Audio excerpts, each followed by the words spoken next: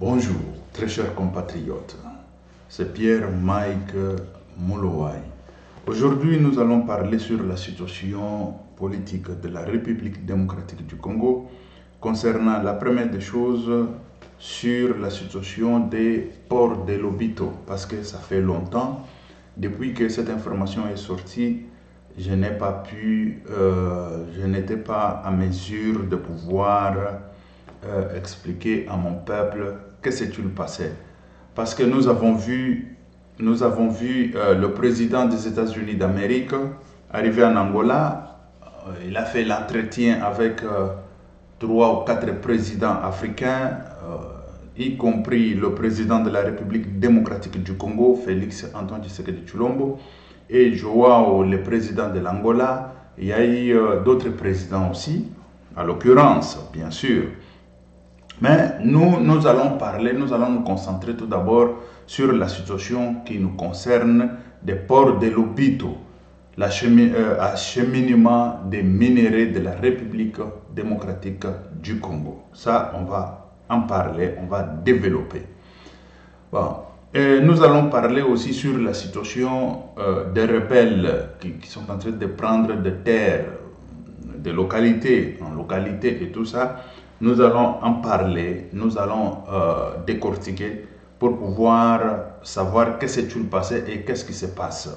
Et voilà, parce que jusque-là, nous voyons que la guerre fait l'objet des commerces pour beaucoup de gens, pour beaucoup de politiciens, pour beaucoup de... bon, je ne veux pas inclure Félix Antoine Tshisekedi Tshilombo, il doit faire attention parce que ça sent mal, ça commence à sentir mal. On y va, on va parler aussi sur la situation aussi de la Constitution, les changements de la Constitution. Est-ce qu'il faut-il changer la Constitution? Faut-il au moins retoucher la Constitution? Nous avons vu des professeurs sortir à gauche à droite, professeur Mbata. Je vais corriger professeur Mbata, je vais corriger tous ces professeurs-là. Écoutez, quand on parle de scientifiques, les scientifiques, ce n'est pas parce que tu as un grand diplôme, tu es scientifique. Ce n'est pas ça, être scientifique. Être scientifique, cela veut dire tu fais des recherches scientifiques et il y a des résultats scientifiques que tu es en train de donner parce que le monde est en attente de tout ce qui est scientifique. Quand on vous parle de tout ce qui est scientifique, ce qui va aider le peuple, ce qui va aider les gens, ce qui va aider le monde sur le plan scientifique. Et bien sûr, et c'est ça qu'on appelle les scientifiques, les gens qui sont à la recherche des résultats qu'on en a besoin. Mais chez nous, parce qu'il est professeur d'université, il est scientifique. Mais quelles sont les recherches qu'il est en train de faire? On ne sait même pas. Bon, tu cherches quoi et tu fais quoi? Je vais vous donner un exemple. Vous voyez, par exemple, c'est à Londres ou en Angleterre, en globalité, en Angleterre, il y a l'institut, ou pas même l'institut, l'université. La plus grande université de l'Angleterre s'appelle l'université Pasteur. Quand vous parlez de l'université Pasteur, cela ne veut pas dire que c'est lui qui a créé l'université, il était où le pasteur là, c'était un pasteur prédicateur, je ne sais pas quoi. Non, il était scientifique, mais il n'avait pas de diplôme. Il était médecin de la campagne. Quand vous parlez de médecin de la campagne, comme on a toujours appelé médecin traditionnel chez nous. Médecin traditionnel, ce qui veut dire que c'est lui qui vient avec des traditions. Ce n'est pas un médecin qualifié par une université que celui-ci c'est un médecin, mais non. Et ce monsieur-là, il a fait des découvertes incroyables, et plusieurs découvertes. Beaucoup de vaccins que nous avons aujourd'hui, c'est lui. Beaucoup de choses que nous avons aujourd'hui, la découverte médicale, la découverte scientifique, je dirais scientifique médicale, c'est lui et tout ça. Et pour l'honorer, on a construit une grande université qui s'appelle université prestigieuse, université université Pasteur. C'est à l'occurrence de son nom, l'université Pasteur. Et il était un médecin de la campagne. Mais de médecins avec des diplômes n'arrivaient pas à faire la découverte dont ce monsieur-là l'a fait. Et bien sûr. Et je vous dis, en Europe, il était le plus intelligent et l'homme qui a contribué à la recherche en Europe, je vous dis, même aux États-Unis d'Amérique. Il y a eu les concurrents, celui-là, il était professeur d'université, il était médecin, il était professeur d'université, non, il était scientifique, bien sûr, professeur d'université. C'est celui qui voulait au moins faire la compétition avec Pasteur, mais il ne pouvait pas, il n'arrivait pas. Il était, ce monsieur-là, lui, il était allemand. Il était allemand. Mais il voulait arriver ou dépasser, arriver au niveau de la recherche de celui qu'on appelait les docteurs de la campagne ou les docteurs traditionnels, celui qui n'a pas étudié, mais c'est celui qui fait des grandes découvertes. Mais lui, il voulait faire de grandes découvertes plus que ça pour démontrer que la science leur appartient. Mais la science ne les appartenait pas. La science appartenait aux docteurs traditionnels qui étaient le plus grand scientifique de tout le temps, de toute l'histoire de la planète. Et voilà pourquoi, pour l'honorer, on a mis l'université Pasteur. C'est une grande université qui honore son nom. Et voilà. Mais chez nous, quand on parle des scientifiques, nous avons vu des politiciens sortir à gauche, à droite, tirer les draps de leur côté parce que ils veulent être au pouvoir, ou les autres qui sont au pouvoir ne veulent pas quitter le pouvoir. Ils sont là en train de mentir au peuple congolais. Nous, les scientifiques, nous avons vu ceci, cela, la constitution doit être changeable, ça se change et tout ça. Ça ne fait même pas 5 ans, 10 ans derrière là. Le même individu disait, la constitution, ça ne peut pas être touché, et celui qui va toucher la constitution, c'est une erreur grave, et puis l'infraction qui est imprescriptible. Mais même individu, il vient encore aujourd'hui parce qu'il est au pouvoir, il est en train de manger bien. Il est en train de manger très bien l'argent de la République démocratique du Congo.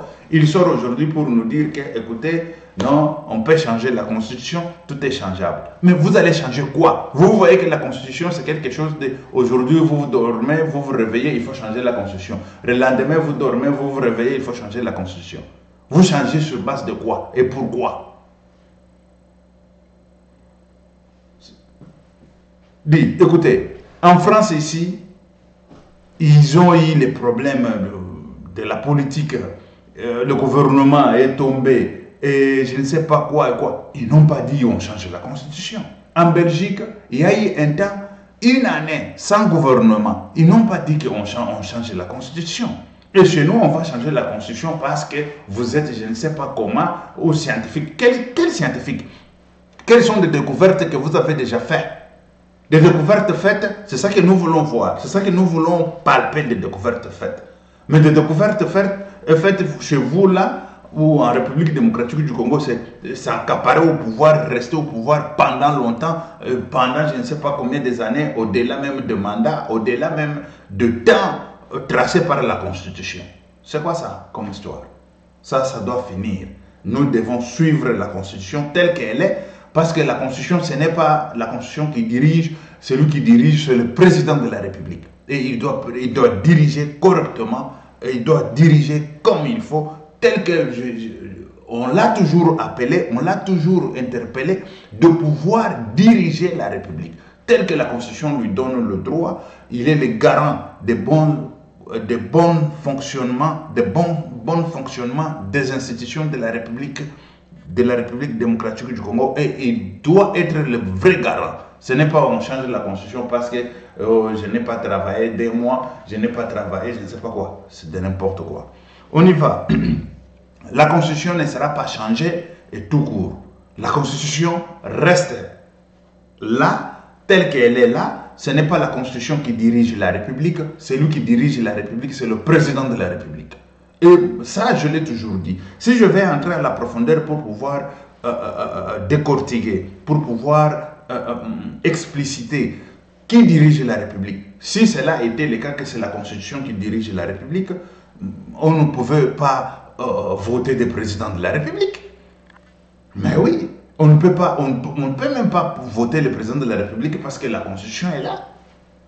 Mais la Constitution donne seulement des lignées pour suivre, mais c'est le président de la République qui dirige, avec des innovations, avec de belles idées, avec de nouvelles idées, avec de tout ça.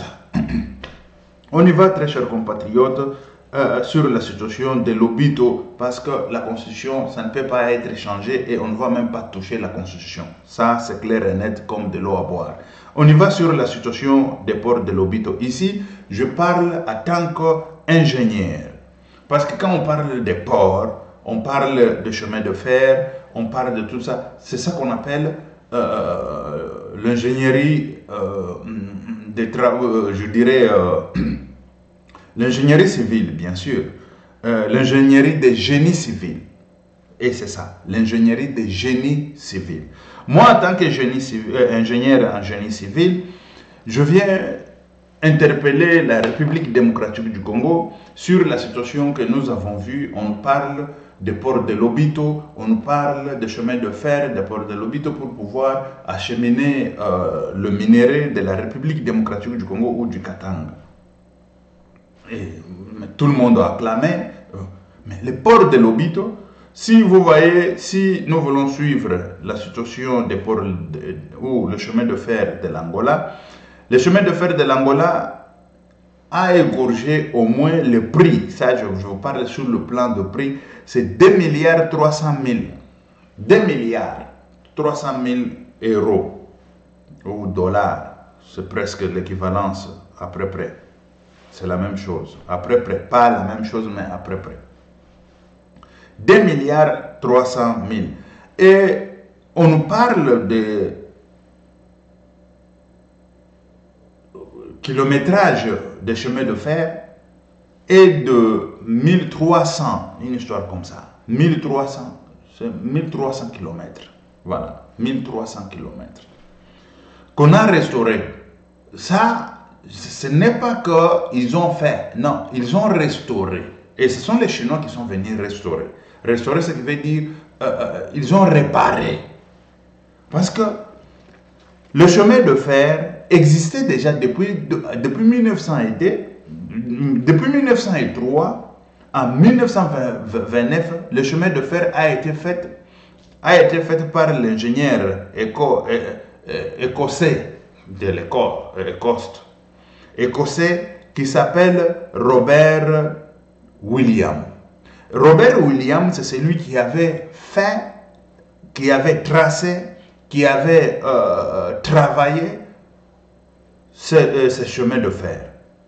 Mais en 2001, l'Angola a refait. Ils ont donné l'argent, ils ont tout ça, 2 milliards 300 000, tel que je vous ai dit, pour refaire le chemin de fer.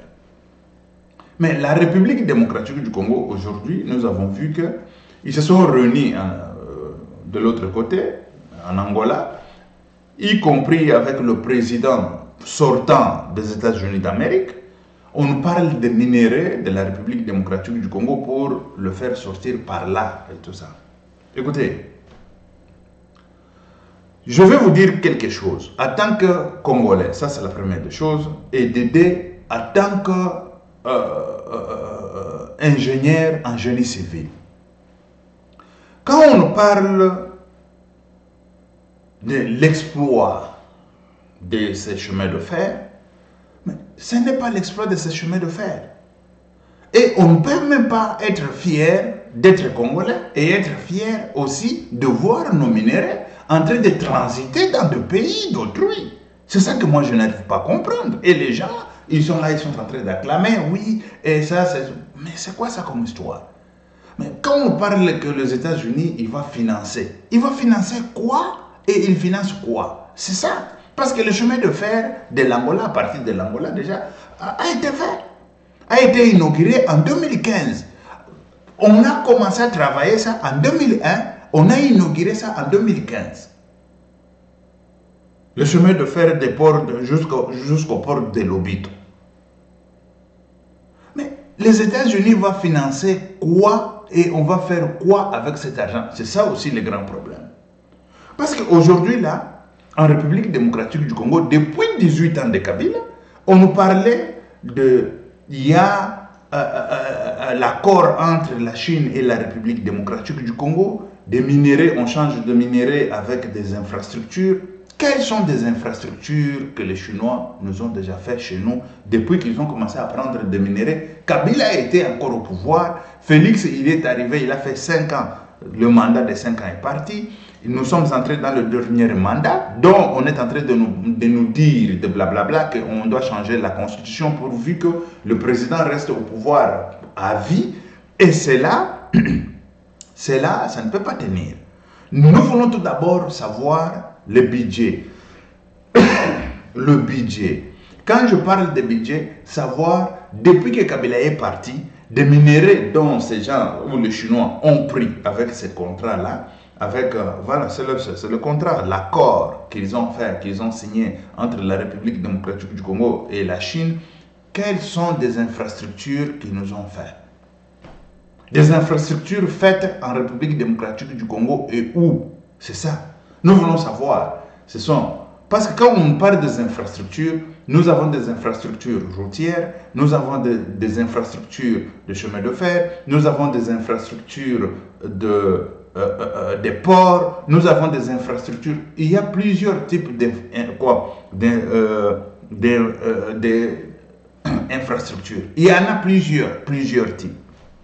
Mais moi, en tant qu'ingénieur en génie civil, je me pose la question de savoir où sont-ils des infrastructures dont on nous a toujours parlé, des accords dont le minerai de la République démocratique du Congo fait que sortir matin, midi, soir, fait que partir matin, midi, soir, mais on ne voit pas des infrastructures. Et aujourd'hui, on nous parle de chemin de fer de l'Angola, de Lobito.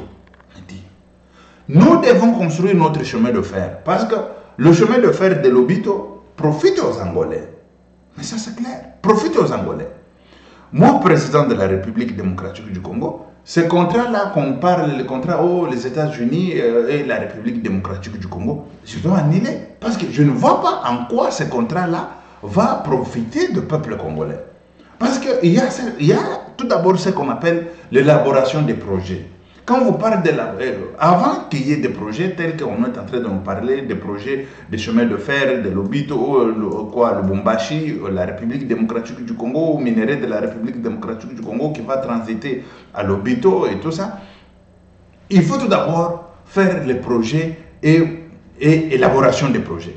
On commence par élaboration des projets et puis les projets. Mais nous voulons savoir qui a fait ces projets et qui a fait l'élaboration aussi de ces projets. Quand je parle d'élaboration des projets, parce que dans l'élaboration des projets, nous avons les matrices.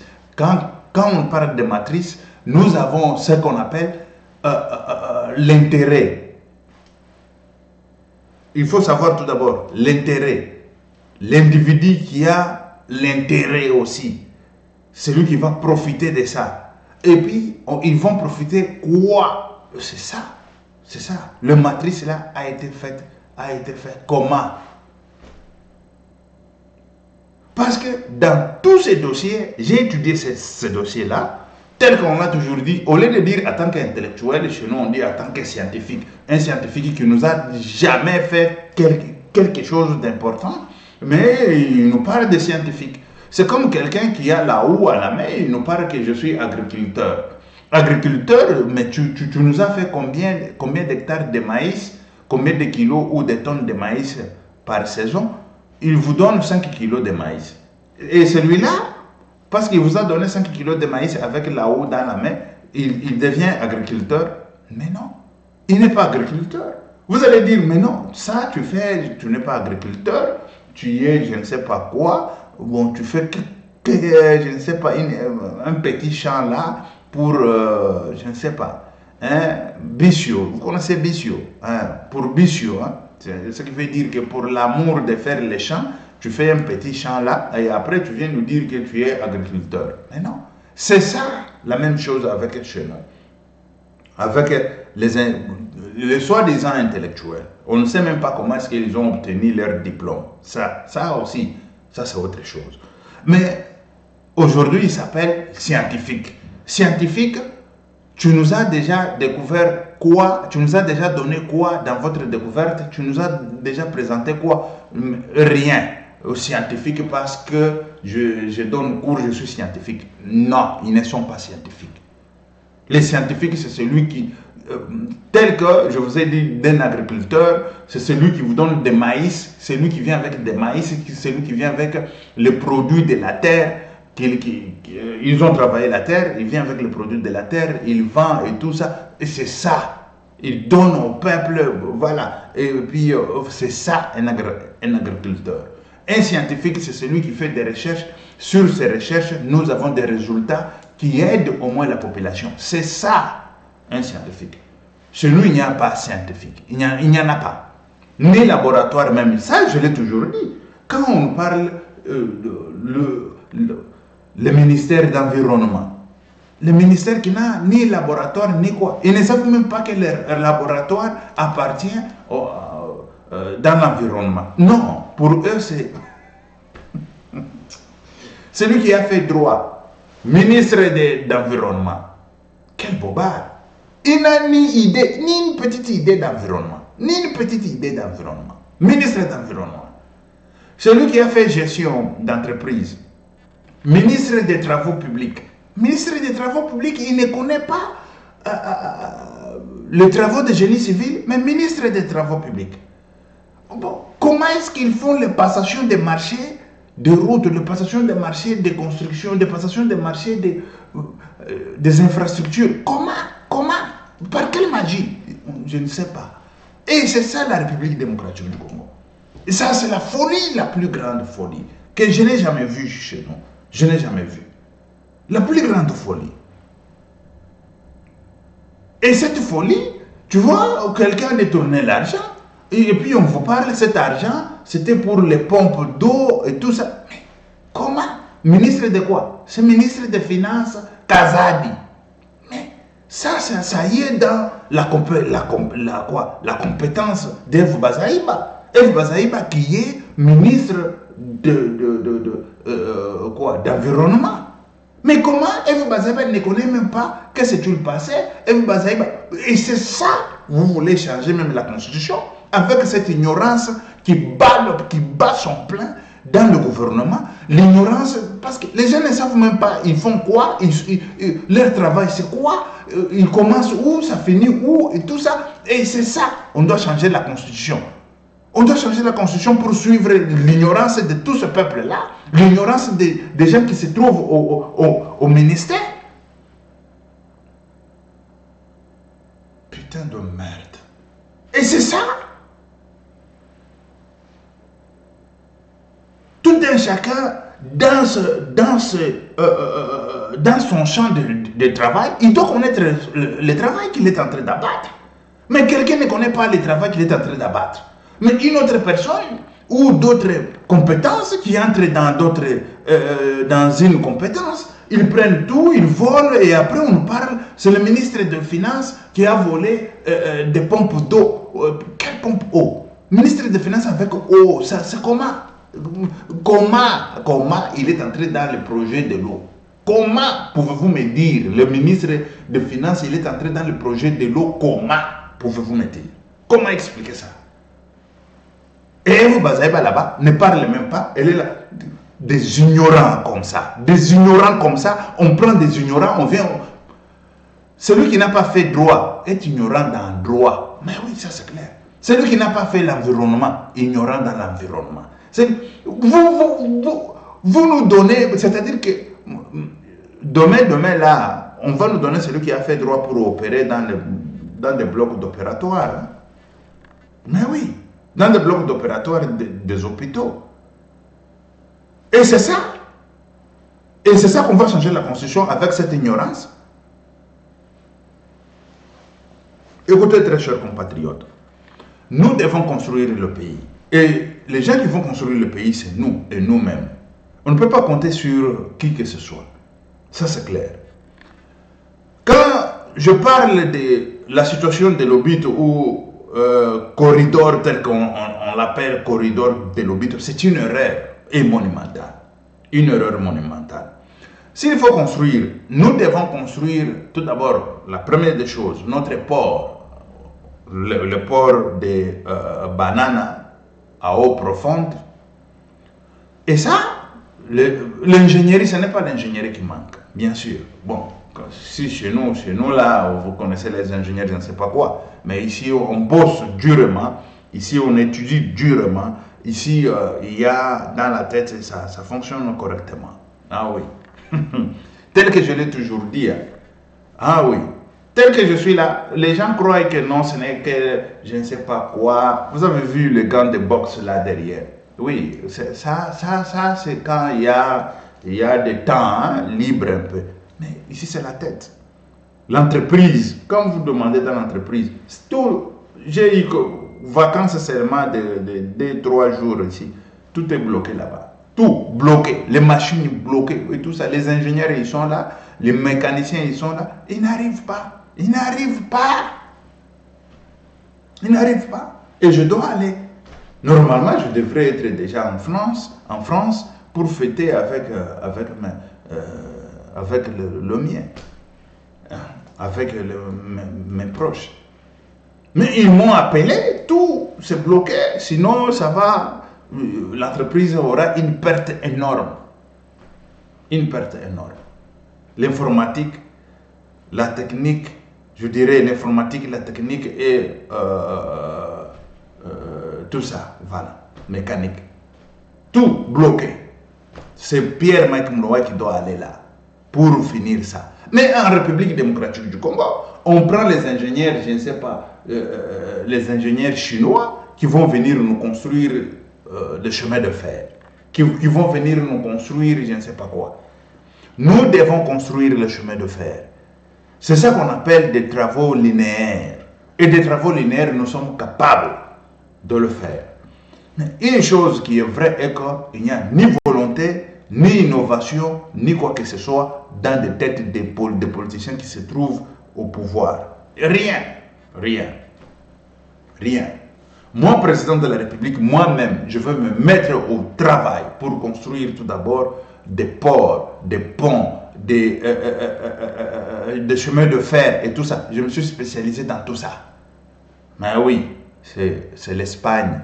L'Espagne, c'est l'Europe. C'est là où je me suis spécialisé dans tout ça. Tout le temps, moi, je fais que lire, je fais que étudier, je fais que me spécialiser dans des choses pour savoir c'est quoi. Et ça m'a aidé, ça continue à m'aider. Même quand on me parle, ça c'est la Suisse, quand on me parle des entreprises suisses, on dit non, tu dois être là pour que tu débloques la situation. Vous croyez que c'est quoi? On badine, on fait une blague. Il n'y a pas de blancs qui sont intelligents que moi. Il n'y a pas de gens qui ont étudié plus que moi dans cette entreprise. Il y en a. J'ai trouvé les ingénieurs, j'ai trouvé des mécaniciens, j'ai trouvé tout le monde qui sont là. Mais pourquoi on m'appelle moi? C'est parce qu'on bosse durement avec la tête. C'est la tête qui bosse. Et cette responsabilité en République démocratique du Congo, si on les prend, tout d'abord dans l'entreprise, lorsqu'on m'a appris, on a commencé à chercher tous les Congolais pour mettre tous les Congolais. Ils ont vu quelque chose d'extraordinaire dans l'entreprise. On a cherché des Congolais à gauche, à droite, des Congolaises, Congolais. Quand on voit toujours Congolais, directement on prend. On voit Congolais, mais beaucoup, ils nous ont déçus là. Ils arrivent comme ça, rien. Ils arrivent comme ça, rien. On les chasse, on ne fait que chasser. Et c'est quoi? Manque de la responsabilité. Manque de la responsabilité. On y va, très chers compatriotes, sur la situation de Lobito. La situation de Lobito, moi, président de la République, je vais barrer tout d'abord, je vais barrer la route à ce projet. Parce que c'est un projet de néocolonisation. Donc, on l'a toujours fait depuis avant même la colonisation. Parce que le port de Lobito, bien sûr, a été financé. Ça, il faut le dire. Parce que nous avons fait des recherches, nous avons trouvé 2,3 milliards qui a été financé par l'Angola. Par l'Angola. Mais quand les Angolais vont voir nos minéraux passer par là, ce n'est pas gratuit. On doit payer. Aussi longtemps, on devrait construire notre... Écoutez, l'ingénieur qui a construit en 1903 et 1929 le port de Lobito, le corridor de Lobito ou le chemin de fer là, il n'est pas plus intelligent que qui que ce soit. Il n'est pas plus intelligent que Pierre-Mike Mlowaye, tel que je suis là. Moi, il suffit, j'ai ces projets, je vais prendre les projets depuis. Ça, c'est Pierre-Mike Mlowaye, avec l'élaboration des projets qui est correcte et puis très bien fait. Écoutez, ou très bien faite, l'élaboration des projets, très bien faite. On va prendre depuis Lubumbashi jusqu'à Kinshasa le chemin de fer. Ce n'est pas du tout cher tel qu'on nous parle, tel qu'on nous dit et tout ça. Mais c'est quoi ça? Bien sûr que le chemin de fer de Lobito ou le corridor de Lobito a pris 100 000 personnes angolais. Chez nous, ça doit prendre aussi plus de 100 000 personnes. Plus, je dis plus de 100 000 personnes. Ils vont trouver l'emploi. Et plus de 100 000 personnes, on va commencer de Lubumbashi. On prend Lubumbashi, ça passe dans des provinces, dans beaucoup de provinces, Kasai, tous les deux Kasai et tout ça, jusqu'à... ça va passer Kasai.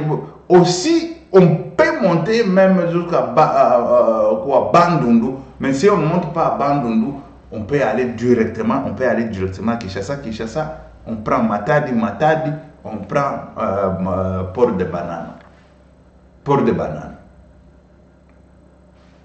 Je suis capable de faire tout ça. Je suis capable. Chez Pierre-Mike Mlowaye, il n'y a pas l'impossibilité. Quand je vous parle de l'impossibilité, parce que ça, tout d'abord, je suis habilité à le faire parce que c'est ça que je fais à l'université, dans une autre école.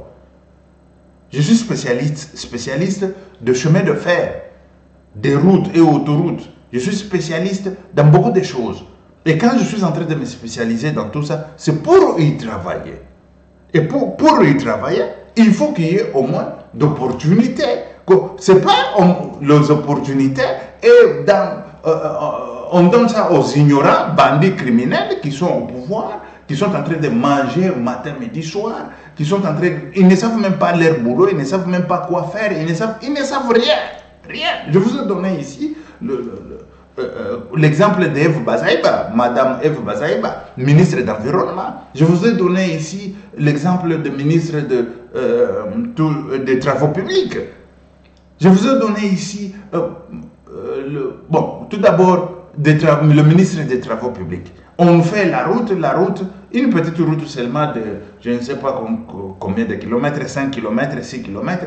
La route, une année, 2 ans, c'est déchiqueté, c'est parti, c'est abîmé. C'est quoi ça comme histoire? Et ça, le monsieur là, il est là, ministre et tout ça. Tu sais qu'il dit, tu dois partir. Fais tes mandats, tu pars. Tu nous as déçus. Et tu vas nous décevoir encore davantage. Tu nous as déçus avec ces gens que tu es en train de nommer, avec ces gens qui sont avec toi au pouvoir. Ils ne savent même pas quel est leur travail, où leur travail commence, où ça se termine, où ils sont comme ça. Mais non, cela doit finir. Ça doit finir. Félix, tu nous as déçus avec ces choses. Cette histoire, on nous parle, écoutez, le minerai de la République démocratique du Congo doit partir à Dar es Salaam.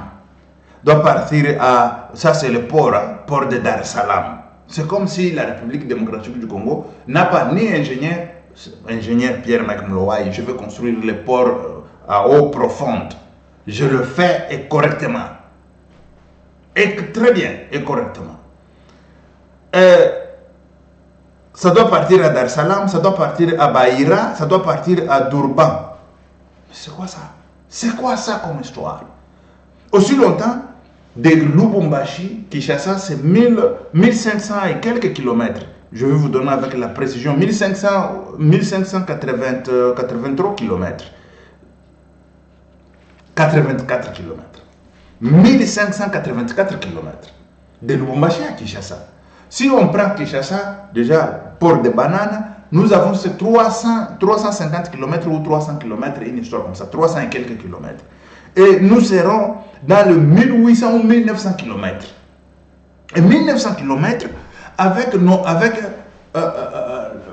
l'argent qu'on parle aujourd'hui,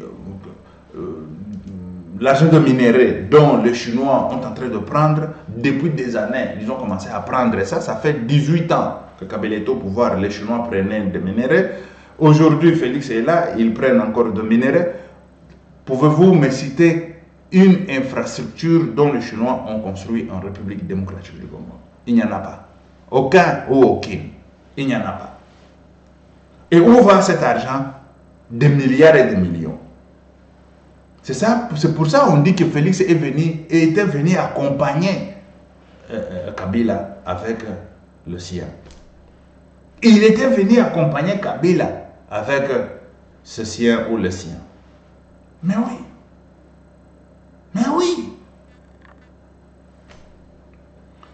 Si on faisait le chemin, la route de chemin de fer, tel que je l'ai dit, la ligne, je dirais des travaux linéaires de chemin de fer, de Lubumbashi, Kinshasa, Boma et tout ça, Boma,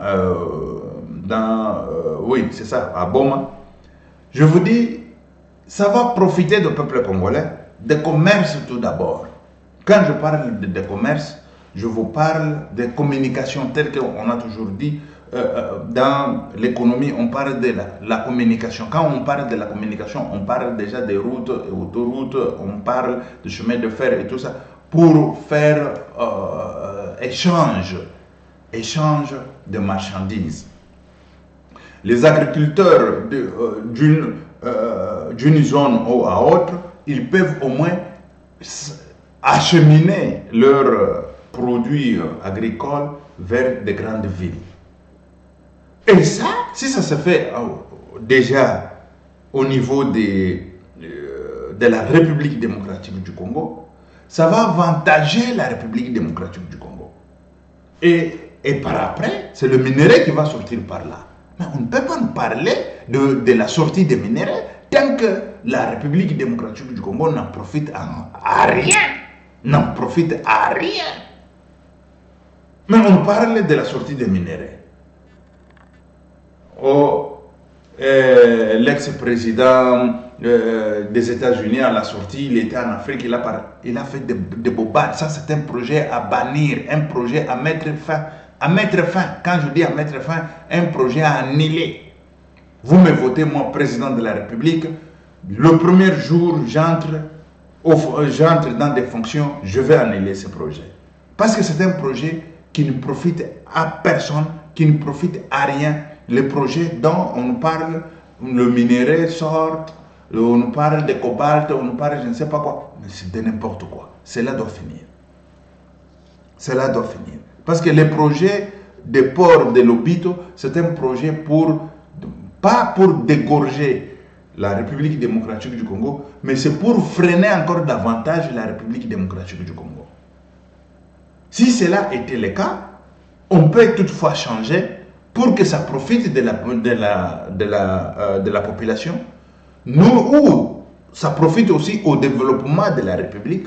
Nous devons construire le chemin de fer. Il n'y a pas de l'impossibilité. Je vous ai donné des kilométrages ici. Ça n'arrive même pas à 2000 km. Ça n'arrive pas à 2000 km. On peut toutefois le faire. Parce que quand on parle, on regarde tout d'abord le prix de chemin de fer de l'Angola, de 1300 km, on parle de 2 milliards 300 000. 300 millions. 2 milliards 300 millions de dollars américains ou d'euros.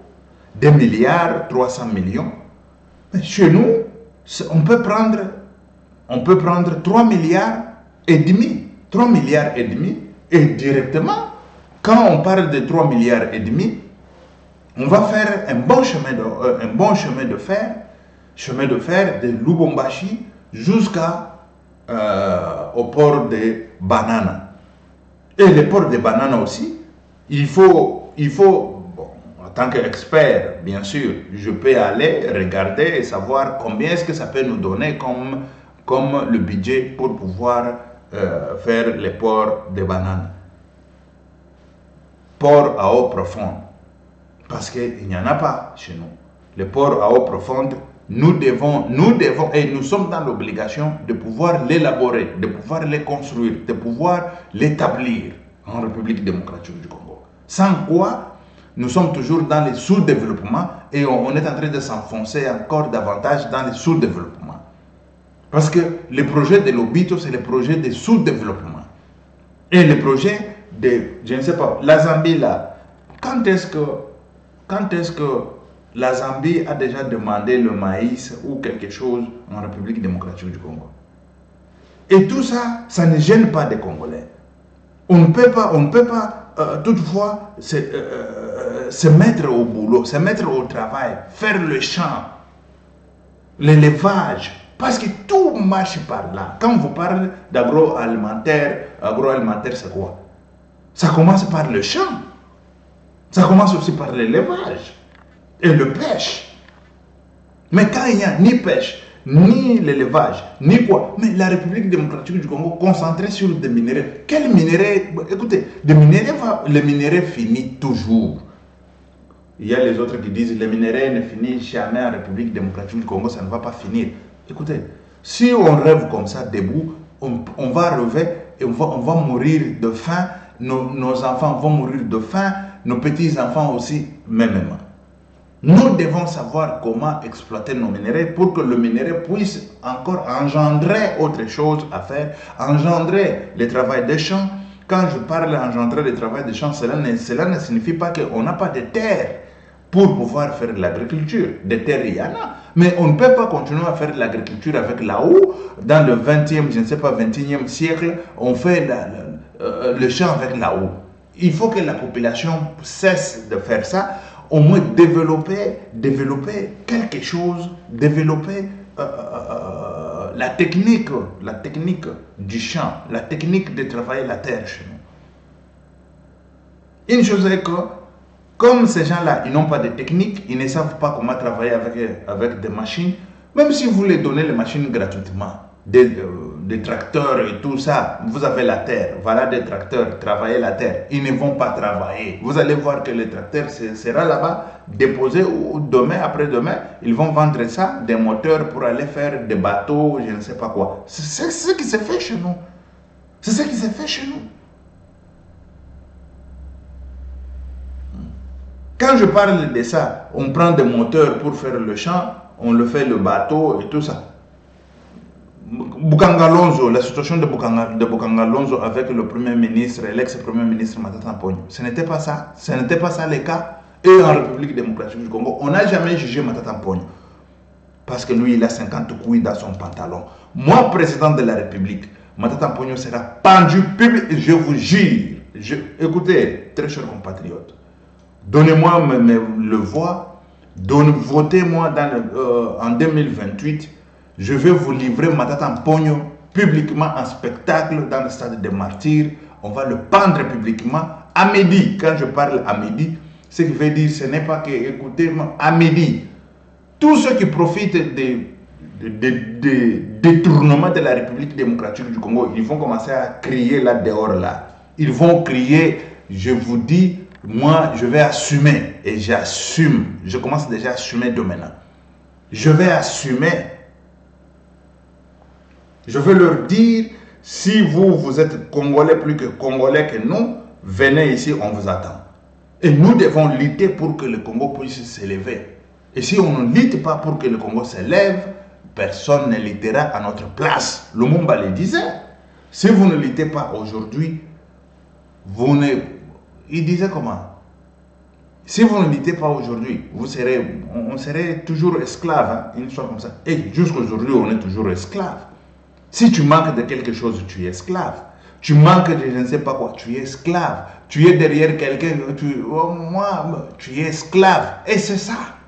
On doit barrer la route à tout ça. On doit responsabiliser le peuple Parce que moi seul, c'est vrai, je ne peux pas relever la République démocratique du Congo. Mais je vais relever la République démocratique du Congo avec mes compatriotes. Qui sont-ils?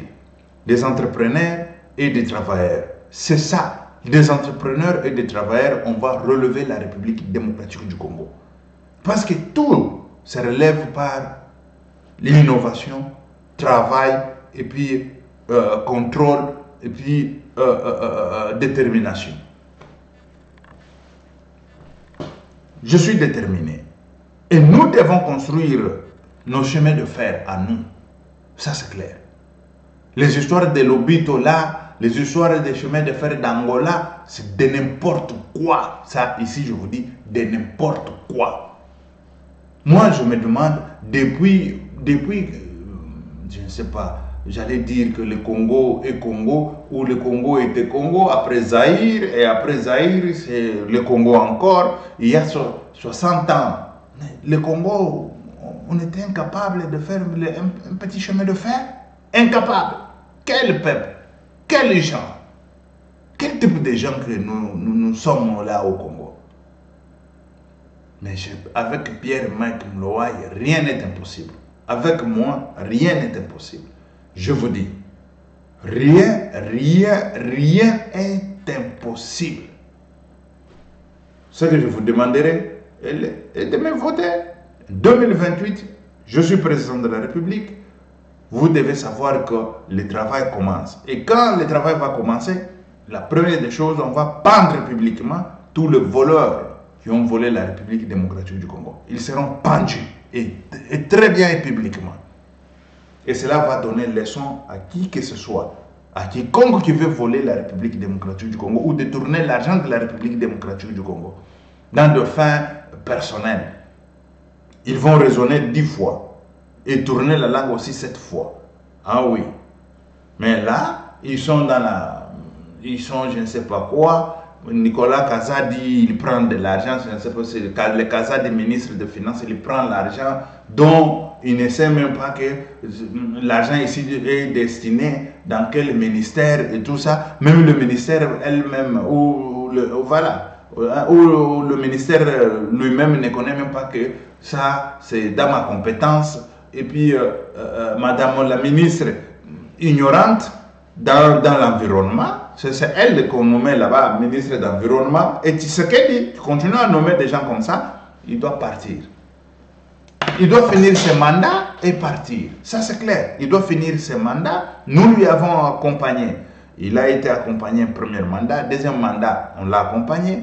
Mais nous avons constaté que le monsieur, il est en train de nommer les gens sans innovation, sans quoi, ils ne savent même pas quoi faire là au pouvoir, quoi stimuler, quoi faire pour l'économie du pays, quoi faire pour qu'on puisse éduquer le peuple, pour que le peuple soit... Parce que quand le peuple n'est pas éduqué, quand le peuple manque l'éducation de base, quand le peuple manque des écoles, que ce soit l'école maternelle, primaire et tout ça, ça continue en République démocratique du Congo jusqu'à aujourd'hui, ça. Jusqu'à aujourd'hui. Un enfant est né, il n'a jamais allé à l'école, il y a des écoles là, je ne sais pas comment, mais ça c'est comment? Ça c'est comment? Et il y a des gens avec 50 couilles dans leurs pantalons, ils volent 300 millions de dollars. Il y a des autres qui nous ont dit, il y a les gens ici qui ont volé des milliards en République démocratique du Congo. Et vous êtes vivants encore sur cette terre. Dit, cela doit finir. Et vous ne serez jamais vivants sur cette terre. Tant que moi, je suis voté président de la République, vous devez savoir que vous tous, vous ne serez pas vivants. Parce que, excusez, la chose, parce que moi, quand je pars à la présidence, ce n'est pas aller chercher la gloire, chercher je ne sais pas quoi. Je vais combattre. Je suis combattant. Je vais combattre. Et combattre le mal, combattre les bandits, les criminels, combattre les corrompus, combattre Kagame. Je vais vous livrer même Kagame. Je vais vous livrer ces messieurs-là. Je vais livrer ces messieurs-là devant le peuple congolais. Je les livre comme ça, Kagame. Il sera capturé et livré. Les gens vont me demander comment et tout ça. Je vais revenir ici pour pouvoir vous dire comment est-ce que je vais capturer ces messieurs-là et vous donner, et vous livrer. Je vais livrer au peuple congolais qui vous voulez. Je vous livre et puis vous faites tout ce que vous voulez dans les stades des martyrs. On va les pendre là-bas et finir avec eux. Ok, merci très chers compatriotes. C'était Pierre Mike Moulowai. Voilà. Merci, ciao. À la prochaine.